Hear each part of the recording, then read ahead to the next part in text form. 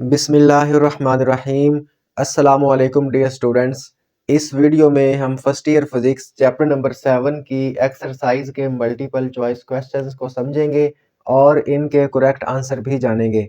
Students, आप जानते हैं कि एमसीक्यूज को सॉल्व करने के लिए चैप्टर के टॉपिक्स के कॉन्सेप्ट्स क्लियर होना ज़रूरी है।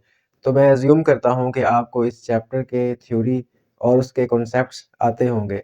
तो आइए पहले क्वेश्चन की स्टेटमेंट पढ़ते हैं। बहुत ही सिंपल एमसीक्यू है। कहता है the simple wave speed equation is represented by. आपके पास यहाँ पर चार ऑप्शंस हैं और चारों के अंदर स्पीड की इक्वेशंस ही दी गई हैं।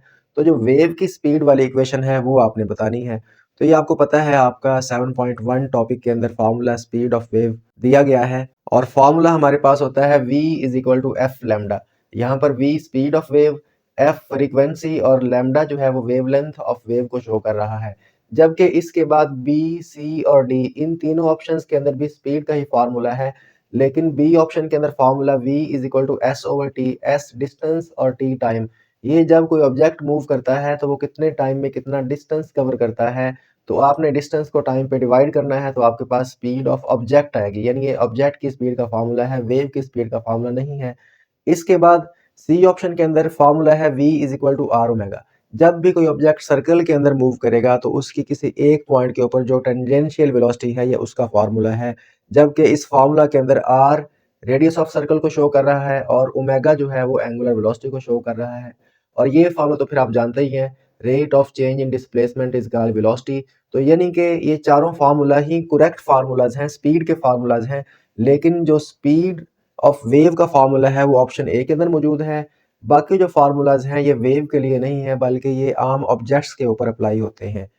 तो अब हम दूसरे एमसीक्यू के स्टेटमेंट पढ़ते हैं। कहता है the principle of superposition in waves is stated as. तो ये आपका 7.2 टॉपिक है, सुपरपोजिशन प्रिंसिपल वाला। वहां पे आपने डेफिनेशन पढ़ी है कि जब भी दो वेव्स किसी एक पॉइंट के ऊपर मिलती हैं तो उनका जो रिजल्टेंट डिस्प्लेसमेंट है वो उन दोनों वेव्स का जो इंडिविजुअल डिस्प्लेसमेंट है उनको ऐड करने से आता है। तो लेट करें ये हमारे पास पहली वेव है और इसका जो हमारे पास मेन पोजीशन से डिस्टेंस है उसको हम y1 का नाम दे लेते हैं, ये वेव 1 है। और ये हमारे पास वेव 2 है, इसका जो मेन पोजीशन से डिस्टेंस है इसको हम y2 का नाम दे लेते हैं। तो अगर हम इन दोनों वेव्स को ऐड करें तो आप देख रहे हैं यहाँ पर क्रस्ट के अंदर क्रस्ट ऐड हो जाएगा। तो जो हमारे पास रिजल्टेंट वेव है वो इन दोनों वेव्स के जो डिस्प्लेसमेंट है इनको ऐड करने से इसका डिस्प्लेसमेंट आएगा। यानी लेट करें अगर इसका डिस्प्लेसमेंट y है तो ये इक्वल होगा y1 प्लस y2। यानी फर्ज करें अगर इसका डिस्प्लेसमेंट 2 मीटर है, इसका 5 मीटर है, तो ये जो हमारे पास इन दोनों को ऐड करने से जो रिजल्टेंट वेव आएगी इसका डिस्प्लेसमेंट हमारे पास होगा 2 प्लस 5, यानी कि ये 7 मीटर की हमारे पास इसकी जो हाइट है वो बनेगी। तो यही हमारे पास सुपरपोजिशन प्रिंसिपल है और इसकी डेफिनेशन हमारे पास है कि the displacement of a wave is the sum of, जो रिजल्टेंट डिस्प्लेसमेंट है वेव का जिसको हम y से शो कर रहे हैं वो सम होगा किसका, displacements of its individual components. यानी कि ये जो दो वेव्स हैं इनके इंडिविजुअल डिस्प्लेसमेंट्स को ऐड करने से आपके पास रिजल्टेंट वेव का डिस्प्लेसमेंट आएगा।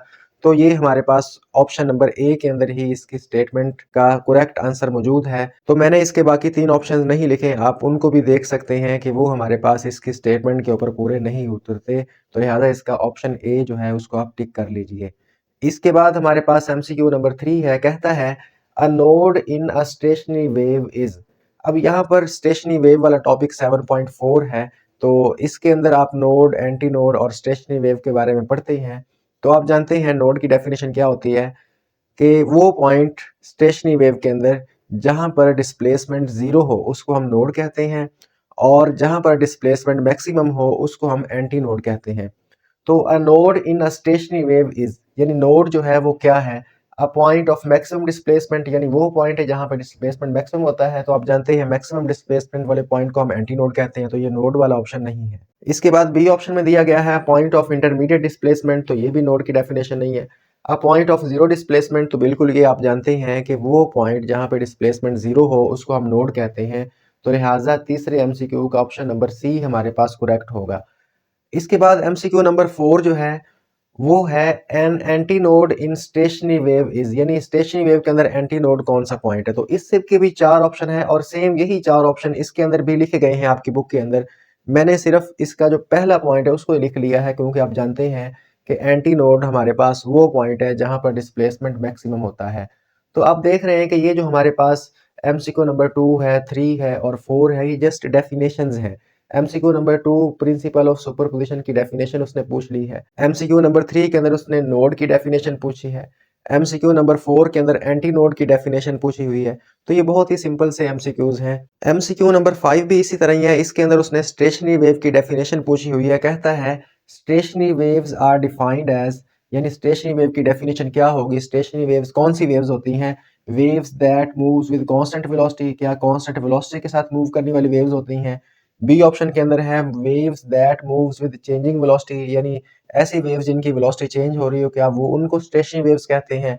सी ऑप्शन के अंदर मौजूद है waves that oscillates in a fixed position, क्या ऐसी वेव्स होती हैं जो फिक्स्ड पॉइंट्स के ऊपर ऑसिलेट करती हैं। तो आप जानते हैं इसका सी ऑप्शन ही करेक्ट होगा। स्टेशनरी वेव को हम स्टैंडिंग वेव भी कहते हैं और ये वेव्स मूव नहीं करती बल्कि फिक्स्ड पॉइंट्स के ऊपर ही वाइब्रेट करती रहती हैं और उन फिक्स्ड पॉइंट्स को हम नोड और एंटी नोड का नाम देते हैं। इन पॉइंट्स को हम यहाँ पर इस डायग्राम की मदद से समझते हैं। देखें ये हमारे पास स्टेशनरी वेव है इन स्ट्रेच स्ट्रिंग, एक स्ट्रिंग है, जब हम उसको दोनों एंड्स के ऊपर फिक्स करेंगे और दरमियान से इस तरह प्लग कर कर छोड़ेंगे तो वो इस तरीके से लूप्स के अंदर वाइब्रेट करेगी। यहाँ पर मैंने 3 लूप्स बनाए हैं।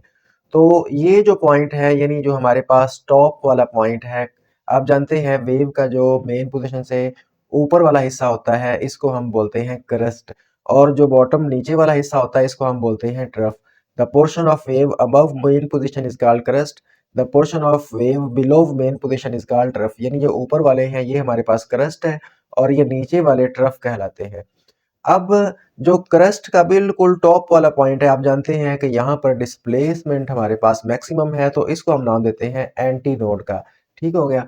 तो एंटी नोड हमारे पास वो पॉइंट होता है जहाँ पर वेव का डिस्प्लेसमेंट मैक्सिमम हो। जिस तरह ये भी हमारे पास एंटी नोड है, इस तरह जो हमारे पास बिल्कुल बॉटम वाला पॉइंट है यानी ट्रफ का बॉटम वाला पॉइंट, यहाँ पर भी आप जानते हैं डिस्प्लेसमेंट देख लीजिए मैक्सिमम है। ये पॉइंट मैक्सिमम डिस्प्लेसमेंट के साथ वाइब्रेट कर रहा है तो इसको भी हम एंटी नोड का नाम देंगे। जबकि वो पॉइंट्स जो इस मेन पोजीशन के ऊपर आ रहे हैं, जिस तरह हमारे पास ये पॉइंट है, यहाँ पर डिस्प्लेसमेंट 0 है, यहाँ पर ये स्ट्रिंग वाइब्रेट नहीं कर रही तो इसको हम नोड का नाम देते हैं। इस तरह ये वाला पॉइंट भी 0 डिस्प्लेसमेंट वाला है, इसको भी हम नोड का नाम देंगे। और ये बिल्कुल जो एंड वाले पॉइंट्स है, यहाँ पे आप जानते हैं स्ट्रिंग वाइब्रेट नहीं कर पाएगी, यहाँ पे डिस्प्लेसमेंट 0 रहेगा, इसको भी हम नोड का नाम देते हैं। तो एंटी नोड हमारे पास बिल्कुल क्रस्ट के टॉप पे होता है, जिस तरह ये वाला भी एंटी नोड है और यहाँ पे ये वाला पॉइंट भी हमारे पास एंटी नोड है। ये नीचे वाले भी एंटी नोड हैं। जबकि ये हमारे पास नोड, ये वाला भी नोड, ये वाला जो मेन पोजीशन के ऊपर आ रहा है ये हमारे पास नोड है। एक और अहम बात याद रखिएगा, एक नोड से दूसरे नोड तक का जो हमारे पास डिस्टेंस है वो लैम्डा बाय 2 होता है। इसी तरह एक एंटी नोड से दूसरे एंटी नोड तक का जो फासला है, ठीक है, ये भी हमारे पास लैम्डा बाय 2 होता है। The distance between two successive या कंसेक्यूटिव नोड्स और anti nodes is lambda by 2। और हमारे पास नोड से, ये हमारे पास नोड है और यहाँ पर ये एंटी नोड है, नोड से एंटी नोड तक का फासला जो है वो हमारे पास लैम्डा बाय 4 होता है। यानी कि नोड से नोड तक का distance lambda by 2, anti node से एंटी नोड तक का डिस्टेंस भी लैम्डा बाय 2, दो नोड्स का आपस में डिस्टेंस लैम्डा बाय 2, दो एंटी नोड्स का आपस में डिस्टेंस भी लैम्डा बाय 2 होता है, जबकि नोड और एंटी नोड के दरमियान डिस्टेंस हमारे पास लैम्डा बाय 4 होता है। तो ये बात आपने यहाँ पर याद रखनी है, ये भी एमसीक्यूज के अंदर पूछी जा सकती है। अब हम एमसीक्यू नंबर 6 के स्टेटमेंट पढ़ते हैं। कहता है हार्मोनिक्स आर, हार्मोनिक्स क्या होते हैं। तो देखें ये जो आपका 7.5 टॉपिक है उसके लास्ट पैराग्राफ के अंदर हार्मोनिक्स के बारे में बताया गया है, इसकी डेफिनेशन भी लिखी गई है। तो हमारे पास stationary wave in stretch string के अंदर जो हमारे पास फ्रीक्वेंसीज का सेट आता है, आप जानते हैं वहाँ पे पहली फ्रीक्वेंसी f1 होती है, दूसरे वाली 2f1, हमारे पास तीसरे वाली 3f1, इस तरीके से सो ऑन, लास्ट वाली हमारे पास होती है nf1। तो ये जो फ्रीक्वेंसीज का सेट है इसी को हम हार्मोनिक्स बोलते हैं। और ये हमारे पास आप जानते हैं f1 फंडामेंटल फ्रीक्वेंसी है और इसी के ये मल्टीपल्स हैं। जिस तरह सेकंड फ्रीक्वेंसी होगी 2 टाइम्स फंडामेंटल फ्रीक्वेंसी, थर्ड हमारे पास मोड की फ्रीक्वेंसी होगी 3 टाइम्स फंडामेंटल फ्रीक्वेंसी यानी 3f1। तो हार्मोनिक्स क्या होते हैं, integer multiples of fundamental frequencies होते हैं। इंटीजर्स बोलते हैं नंबर को, यानी आप दूसरे हार्मोनिक की फ्रीक्वेंसी कैसे निकालेंगे, फंडामेंटल फ्रीक्वेंसी को आप 2 से मल्टीप्लाई कर देंगे थर्ड मोड की फ्रीक्वेंसी आप कैसे निकालेंगे? फंडामेंटल फ्रीक्वेंसी जो कि हमारे पास F1 कहलाती है, उसको आप 3 के साथ मल्टीप्लाई कर देंगे। तो इसका जो ए ऑप्शन है वो हमारे पास करेक्ट होगा। तो स्टूडेंट्स ये बहुत ही सिंपल से एमसीक्यूज हैं, जस्ट उसने आपसे डेफिनेशंस की फॉर्म के अंदर एमसीक्यूज पूछे हैं। देखिए एमसीक्यूज कई तरह के होते हैं, एक तो सिंपल डेफिनेशंस आ जाती हैं। एमसीक्यूज के अंदर यूनिट्स भी किसी क्वांटिटी के पूछे जा सकते हैं, डायमेंशंस पूछी जा सकती हैं। कुछ एमसीक्यूज ऐसे होते हैं कि जिनके अंदर फार्मूला लगाना पड़ता है, कुछ वैल्यूज उसने दी होती हैं, सॉल्व करके आंसर लाना पड़ता है। न्यूमेरिकल टाइप एमसीक्यूज भी होते हैं। तो ये वाले जो एमसीक्यूज हैं ये सबसे आसान होते हैं। इनके अंदर आपको कोई टाइम कंज्यूम नहीं करना पड़ता। जस्ट आपको डेफिनेशन आती है तो आप फौरन इनको टिक करके आगे चले जाएंगे। जबकि वो एमसीक्यूज जिनके अंदर वो डाटा देता है, कोई चीज़ आपको फाइंड करके करेक्ट आंसर ढूंढना होता है, उन पे टाइम लगता है। तो जब भी आपको एमसीक्यूज का पेपर मिले तो इस तरीके के एमसीक्यूज जो है वो आप सबसे पहले सॉल्व किया करें। आइए अब हम नेक्स्ट एमसीक्यूज को भी इसी तरीके से सॉल्व करते हैं। अब हम एमसीक्यू नंबर 7 की स्टेटमेंट पढ़ते हैं। कहता है the result of constructive interference between two waves is represented as, यानी कि दो वेव्स के दरमियान जब हमारे पास कंस्ट्रक्टिव इंटरफेरेंस होगा तो रिजल्ट क्या होगा। तो आइए पहले हम इसको समझ लेते हैं। आप जानते हैं कंस्ट्रक्टिव इंटरफेरेंस क्या होती है। कंस्ट्रक्टिव इंटरफेरेंस के अंदर हमारे पास दो वेव्स आपस में ऐड होती हैं। तो फर्ज कीजिए, लेट कीजिए ये हमारे पास वेव नंबर 1 है। इस तरीके से आप जानते हैं वेव का जो मेन पोजीशन से अबव वाला पोर्शन होता है उसको हम क्रस्ट कहते हैं और नीचे वाले पोर्शन को ट्रफ कहते हैं। इसी तरह हमारे पास ये एक सेकंड वेव है और इन दोनों वेव्स को हमने इस तरीके से बनाया है कि पहली वेव का क्रस्ट दूसरी वेव के क्रस्ट के साथ मैच हो रहा है, पहली वेव का ट्रफ दूसरी वेव के ट्रफ के साथ मैच हो रहा है। तो अगर दो वेव्स का क्रस्ट क्रस्ट के साथ मैच हो, ट्रफ ट्रफ के साथ मैच हो, तो इन वेव्स को आपस में बोलते हैं कि ये आपस में इन फेज हैं। अब जब इन दोनों वेव्स को हम ऐड करेंगे तो क्या होगा? तो इसका लेट करें हमारे पास एम्पलीट्यूड y1 है, इसका एम्पलीट्यूड हमारे पास लेट करें y2 है। तो कंस्ट्रक्टिव इंटरफेरेंस के अंदर क्रस्ट क्रस्ट में ऐड हो जाता है, तो यहाँ पर हमारे पास जो रिजल्टेंट वेव है उसका एम्पलीट्यूड इंक्रीज हो जाएगा और वो कितना इंक्रीज होगा? इन दोनों के सम के इक्वल। तो यहाँ पर ये जो हमारे पास एम्पलीट्यूड है या ये जो हमारे पास डिस्प्लेसमेंट है ये इक्वल होगा y1 प्लस y2। अभी हम इसको दूसरा जो एमसीक्यूज था हमारा प्रिंसिपल ऑफ सुपरपोजिशन वाला, उसके अंदर इसको हम देख कर आए हैं। तो कंस्ट्रक्टिव इंटरफेरेंस के अंदर दो वेव्स ऐड हो जाती हैं। जब भी दो वेव्स ऐड होंगी तो जो हमारे पास रिजल्टेंट वेव है उसका एम्पलीट्यूड इंक्रीज हो जाएगा, क्योंकि चीज़ों को ऐड करने से हमारे पास रिजल्ट जो है वो इंक्रीज ही होता है। तो यहाँ पर है डिक्रीज इन एम्पलीट्यूड, ये नहीं होगा। इंक्रीज इन एम्पलीट्यूड, तो ये हमारे पास करेक्ट ऑप्शन है। जब भी कंस्ट्रक्टिव इंटरफेरेंस होगी तो जो रिजल्ट है वो हमारे पास एम्पलीट्यूड की सूरत में इंक्रीज हो जाता है। इसी तरह डिस्ट्रक्टिव इंटरफेरेंस भी आप जानते हैं, उसमें हमारे पास दो वेव्स ऑपोजिट होती हैं, यानी ये हमारे पास पहली वेव है, दूसरी वेव जो है वो इसके बिल्कुल इस तरीके से ऑपोजिट होगी। यानी कि पहली वेव का क्रस्ट के साथ दूसरी वेव का ट्रफ मैच हो रहा होगा और पहली के ट्रफ के साथ दूसरी वेव का क्रस्ट मैच हो रहा होगा। तो यहाँ पर जब हम इनको ऐड करेंगे तो हमें रिजल्ट के अंदर कोई भी वेव नहीं मिलेगी, यानी क्रस्ट ट्रफ के साथ कैंसिल हो जाएगा। तो अगर दो वेव्स ऑपोजिट हों, आउट ऑफ फेज हों, यानी कि एक का क्रस्ट दूसरे के ट्रफ के साथ मैच हो रहा हो, तो दोनों कैंसिल हो जाती हैं। इसको हम डिस्ट्रक्टिव इंटरफेरेंस कहते हैं। तो अगर यहाँ पर कंस्ट्रक्टिव की बजाय सिर्फ डिस्ट्रक्टिव का वर्ड लगा दे, यानी कि एमसीक्यू इस तरह दे दे the result of destructive interference between two waves is represented at, तो वहां पे फिर आपने ऑप्शन ए टिक करना है। डिस्ट्रक्टिव इंटरफेरेंस में एम्पलीट्यूड डिक्रीज हो जाता है क्योंकि दो वेव्स आपस में कैंसिल हो जाती हैं। जबकि कंस्ट्रक्टिव इंटरफेरेंस में दो वेव्स ऐड होती हैं तो जो हमारे पास रिजल्टेंट वेव है उसका एम्पलीट्यूड इंक्रीज हो जाता है। इसके बाद हमारे पास एमसीक्यू नंबर 8 है, वेरी इंपॉर्टेंट एमसीक्यू है। कहता है if the amplitude of wave is tripled, यानी आपने वेव का एम्पलीट्यूड 3 टाइम्स इंक्रीज कर दिया, the amount of energy is increased by, तो एनर्जी फिर कितनी इंक्रीज हुई होगी वो आपने बतानी है। तो देखें यहाँ पर हमारे पास एनर्जी और एम्पलीट्यूड के दरमियान जो रिलेशन है उसको हम देख लेते हैं। एनर्जी वो हमारे पास डायरेक्टली प्रोपोर्शनल होती है एम्पलीट्यूड के स्क्वायर के।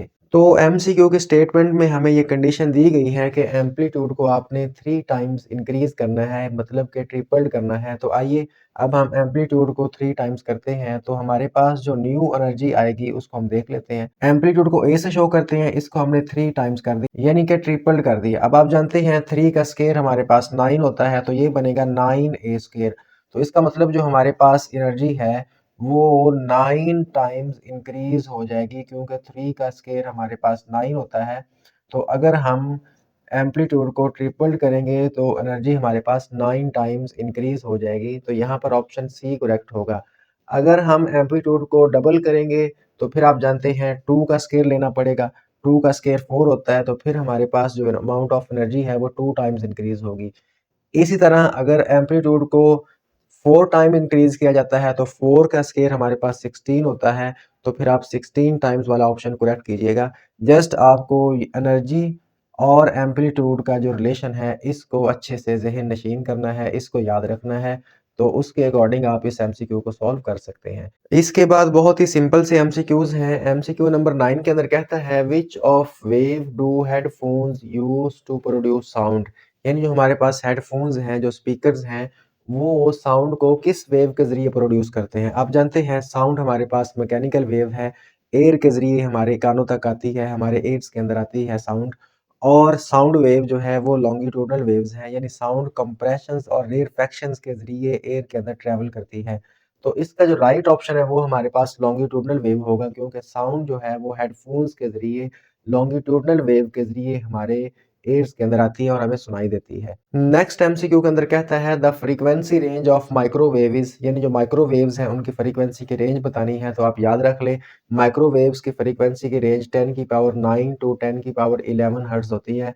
अब हमारे पास एमसीक्यू नंबर 11 है, the bending of wave around an obstacle is called. तो आप जानते हैं ये डायफ्रैक्शन की ही डेफिनेशन है। लाइट का किसी भी ऑब्स्टेकल से, रुकावट से टकरा कर बेंड हो जाना या स्प्रेड हो जाना डायफ्रैक्शन कहलाता है। अगर हमारे पास ऑब्स्टेकल यानी कि गैप स्मॉल होगा तो डायफ्रैक्शन लार्ज होगी।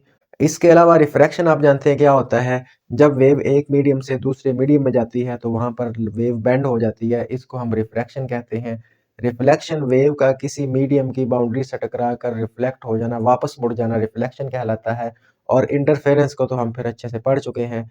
दो वेव्स का ऐड हो जाना या सब्ट्रैक्ट हो जाना इंटरफेरेंस कहलाता है, जिसकी दो टाइप्स हैं, कंस्ट्रक्टिव इंटरफेरेंस और डिस्ट्रक्टिव इंटरफेरेंस। स्टूडेंट्स, अब हमारे पास चैप्टर नंबर 7 की एक्सरसाइज का लास्ट एमसीक्यू है, जो कि इसके last topic applications of Doppler effect से लिया गया है। कहता है the Doppler effect use in astronomy is for. तो अब ये आपकी बुक के अंदर लाइन लिखी हुई है कि डॉपलर इफेक्ट को हम स्टार्स और गैलेक्सीज की वेलोसिटी या स्पीड फाइंड करने के लिए यूज करते हैं। तो स्टूडेंट्स, ये थे इस चैप्टर के बहुत ही सिंपल से एमसीक्यूज। मोस्टली एमसीक्यूज जो हैं वो जस्ट इंफॉर्मेशन बेस्ड थे, आपको सॉल्व नहीं करने पड़े। तो स्टूडेंट्स, आपने देखा कि अगर आपको इस चैप्टर की थ्योरी के कॉन्सेप्ट्स क्लियर होंगे तो आप एमसीक्यूज को बहुत ही आसानी के साथ सॉल्व कर सकते हैं। अगर आप चैप्टर नंबर 7 की एक्सरसाइज के न्यूमेरिकल्स करना चाहते हैं तो यहाँ पर लिंक आ रहा होगा, वहाँ पर क्लिक कीजिए और न्यूमेरिकल्स कर लीजिए। इसी के साथ ही इजाज़त दीजिए, मिलते हैं नेक्स्ट वीडियो में, तब तक के लिए अल्लाह हाफिज़।